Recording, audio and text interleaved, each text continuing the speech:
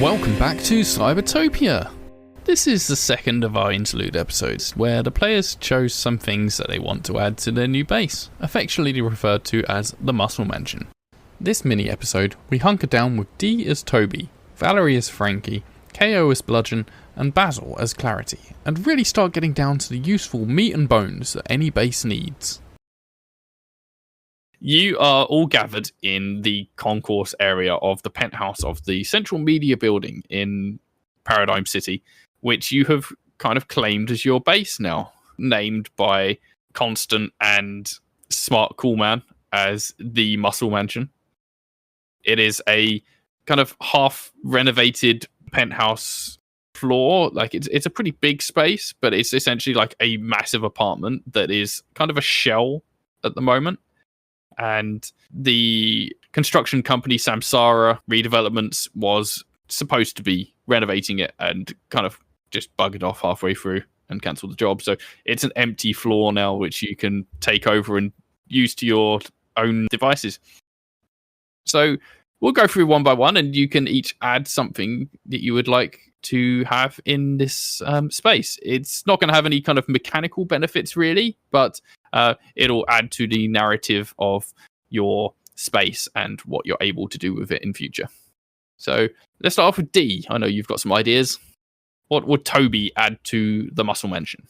So Toby would definitely have, after first discovering the beauty of a full night's sleep and realizing that a hangover is not a permanent state of being, he would definitely have, having learned his lesson, aimed to establish a way to continue to concoct various drugs and chemicals that alter his brain and body chemistry, or of others if they wish to. So he would definitely go around compiling all sorts of things that might be useful to him for his work in this area. And then I think also on the side, kind of because of the fact that his exoskeleton is so banged up, also have been striving towards some engineering setup as well. I guess I'd say you could totally gather together yourself it's not going to be a professional setup of any sort. It's not what you would have had back in the Amazing Corp labs, but you can definitely have a rudimentary Breaking Bad style drug lab kind of thing, and whatever kind of associated tools you'd have for that, and I don't know, get yourself a plasma torch or something to help do some repairs and whatnot. I mean, honestly, I imagine it even more basic than that. Obviously, I'll take everything you give me, but I imagine he literally just scooped up some school chemistry sets and has 2 tables where he's just started organizing stuff and labeling things. So it at least has a resemblance of some sort of organization, everything. Yeah, I'll say probably it's been a few days since you first arrived at the mansion. And so you're able to go out to various parts of the city. And because where you had been when you came out of the Hexacon building, that was kind of the science quarter of the city. So you would have seen maybe some shut down science buildings around there. So you could have gone into them and taken some of the equipment and brought it back. And bit by bit, because you're not transporting an entire lab across the city. You could certainly have had some gear taken from there. Definitely. All right. And KO, what would you like to add to the base? So Bludgeon doesn't have a lot of, a place to sleep. I think someone has already talked about having a place to spar and exercise. So if there's not already free weights in that space, he would want a squat rack and some dumbbells and barbells.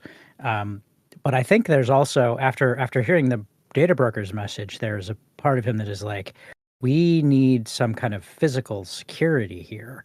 Cameras, motion sensors, that kind of thing.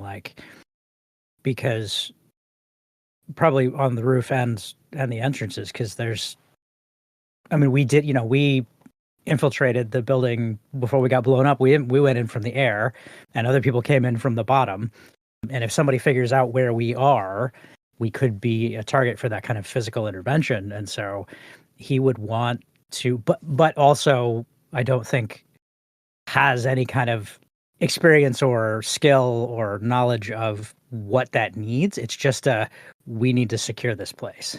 Well, so Bludgeon used to at least have the Halo thing, right? Yeah, that was the sensory, like a motion detection kind of thing. Yes, right? he does still have that, actually. It's down to a +1, but okay, so it's actually still operable.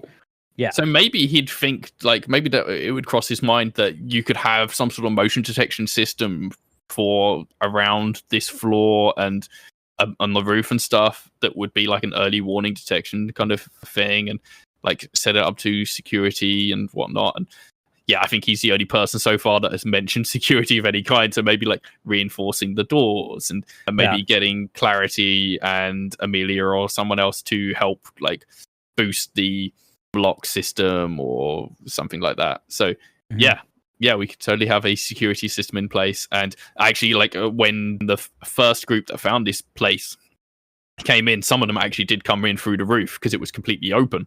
So yeah, it is a fair shout that would be a consideration. Cool. Well then, yeah, that's what Bludgeon would like to make it so we can't be snuck up on as easily. Cool. All right, Valery, what would Frankie add to the Muscle Mansion? Yeah, there's sort of a few things to cover for Frankie.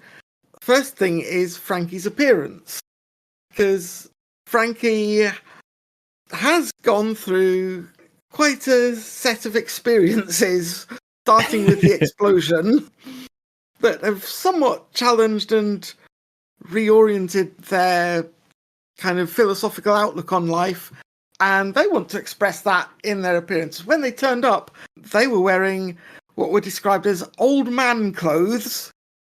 So Frankie just wanted rid of that and a new outfit as quickly as possible.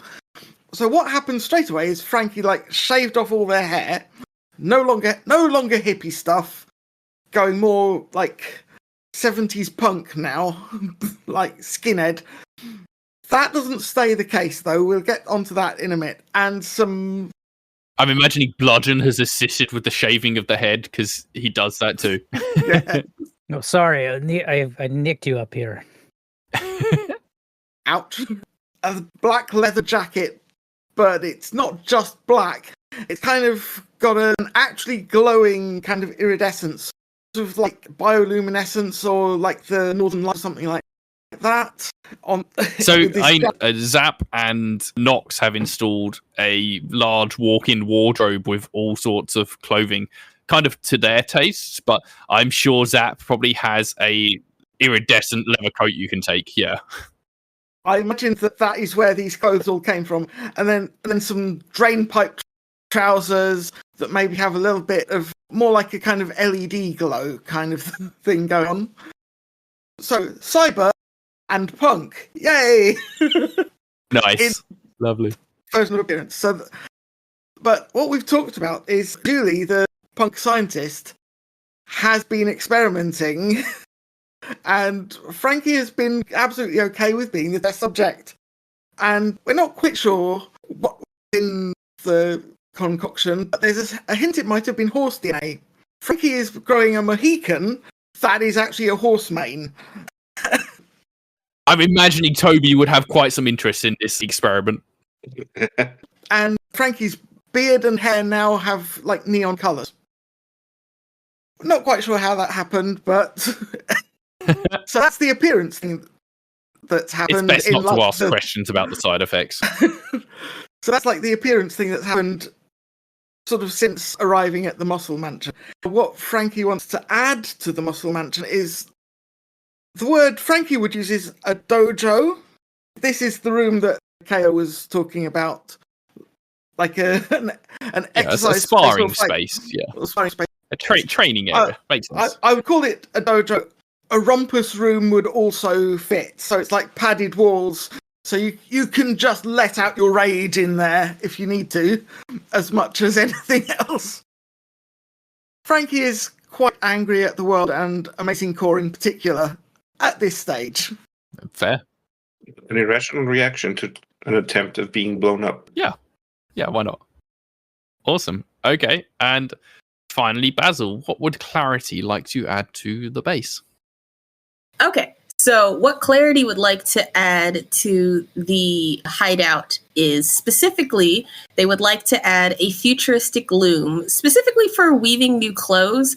But I think also like what I'm imagining with that setup, like one of those nice long sort of like work person desk where it's like a really long one. So like on one side, you know, you could put all the technical stuff, but then on the other side, it's like all the things you need. I don't, you know, like painting minis and like, but also if you were like a Twitch streamer streaming the mini painting. So It's like a crafting station. Yes, that's the word I was looking for, like a craft table.